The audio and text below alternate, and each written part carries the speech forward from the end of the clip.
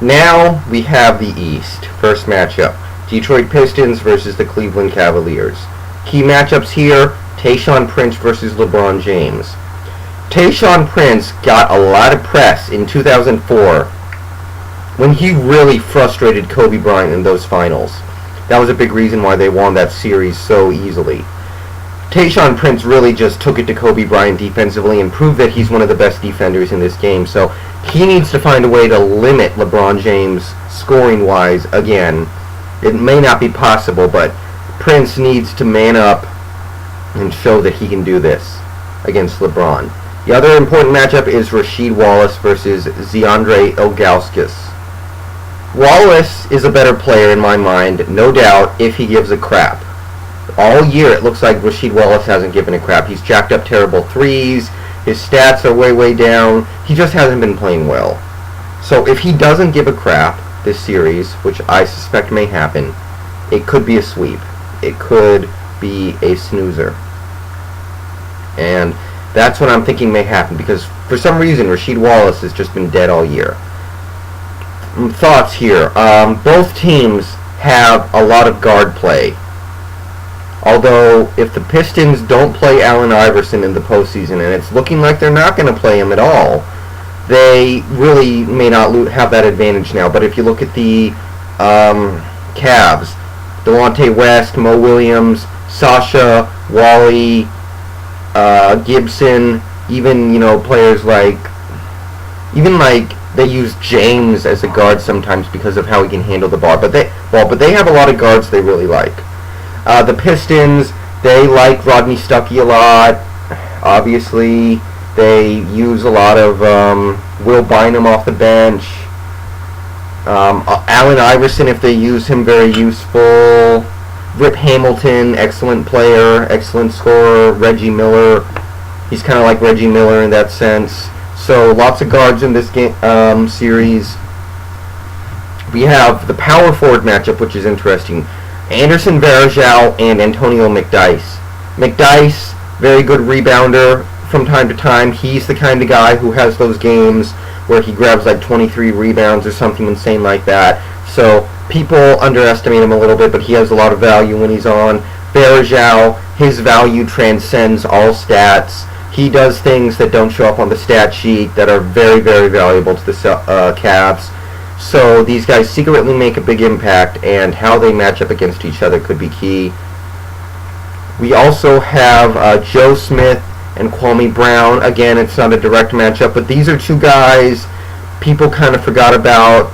Kwame Brown, now regarded as one of the bigger busts of all time, and Joe Smith kind of just passed around, forgotten. Now we have these two guys coming off the bench playing pretty well. Especially Kwame Brown. Kwame Brown's been impressing me lately, so they could definitely swing a game or two here and there. I wouldn't expect too much from these guys, but it's an interesting bench matchup down low.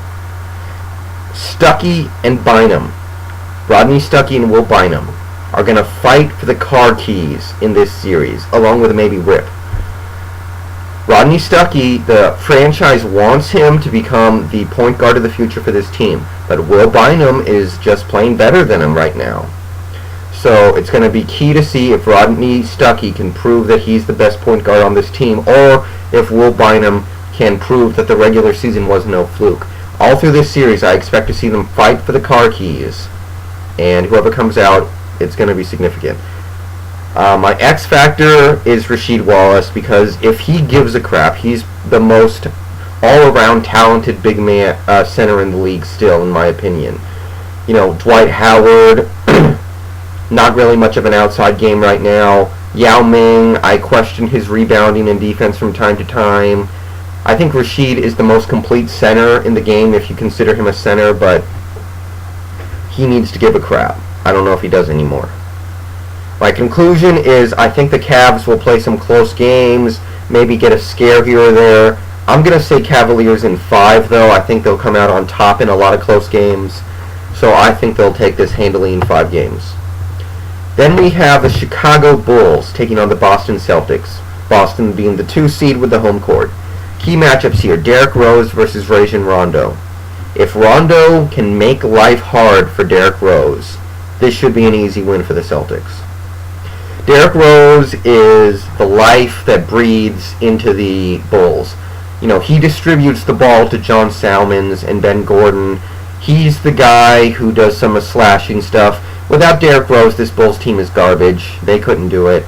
Somehow they've managed to get it together around him, so he's still a rookie. If Rondo makes life hard for Derrick Rose, somehow manages to prey on his rookie vulnerabilities, the Celtics should take this. The other matchup is now Tyrus Thomas versus Leon Powe. Garnett is officially going to miss this series, it looks like, so now they don't have to worry about Kevin Garnett because the Bulls have questionable big men. Tyrus Thomas, Joakim Noah, Brad Miller off the bench. It's pretty questionable. I don't know if you count Luol Deng as a big man, but him too. So, now it's a little even because the Celtics big men, Mickey Moore, Kendrick Perkins, Leon Powe, Glenn Davis. That's really not that special. They don't have KG. It doesn't look like he's going to come back. So now the down low matchup is looking a little like it might be even. Thoughts on this series? Paul Pierce had an excellent season. I think he's one of the top MVP candidates. But he's 31. So this postseason, if you look at the guys he might have to play, obviously they're going to play the Bulls this series. He's going to have to chase around John Salmons and Ben Gordon. Both those guys can score. Excellent perimeter players. They know how to get the ball in the bucket. Pierce is going to have to chase those guys around. They're both younger than him. He's going to wear himself out. And then you look in the future. He might have to chase around LeBron James. Maybe Dwayne Wade.